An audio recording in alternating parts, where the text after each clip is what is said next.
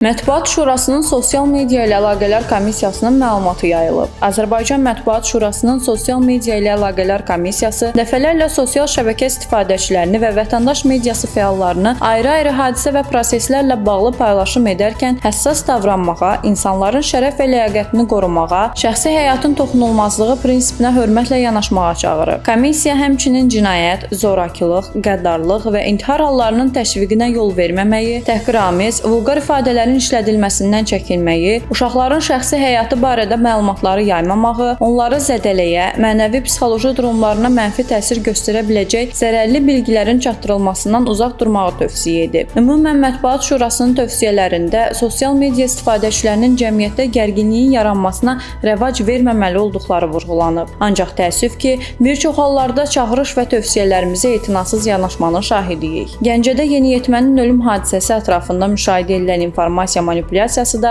fikrimizin sübutudur. Belə ki, bəzi sosial şəbəkə istifadəçiləri YouTube-da, TikTok-da mənşəyi bəlli olmayan kanallar və hesablar hadisənin təfərrüatlarına dair dəqiqləşdirilməmiş fikirlər paylaşıblar. Halbuki istintaq aparılan dövrdə cinayət işləri üzrə məlumatların yalnız rəsmi dövlət qurumlarının təsdiqi ilə yayılmasının vacibliyi dəfələrlə bildirilib və əsaslandırılıb. İndiki halda bu tələb gözlənilmir. Üstəlik kriminal həyat tərzinin təbliğinə hesablanmış müxtəlif ssenarilər uydurulur. Belə qənaət hasil olur ki, baş vermiş hadisə kimlər üçünsə fürsətdir və onlar bilərəkdən cəmiyyətdə süni ajotaj formalaşdırmağa çalışırlar. Mətbuat Şurasının Sosial Media ilə Əlaqələr Komissiyası sosial şəbəkə istifadəçilərinə bütün bunları nəzərə almağı, həssas durumlarda yalnız rəsmi məlumatlara istinad etməyi, cəmiyyətdə çaşqınlıq yarada biləcək, reallıqların təhrifinə yönələn bilgilərin yayılmasından çəkinməyi tövsiyə edir. Komissiya Azərbaycan qanunvericiliyində informasiya manipulyasiyalarına, dezinformasiyalara qarşı adekvat mübarizə tədbirlərinin mövcudluğunu da xatırladır və bütövlükdə cəmiyyət üzvlərini məsuliyyətli davranmağa çağırır.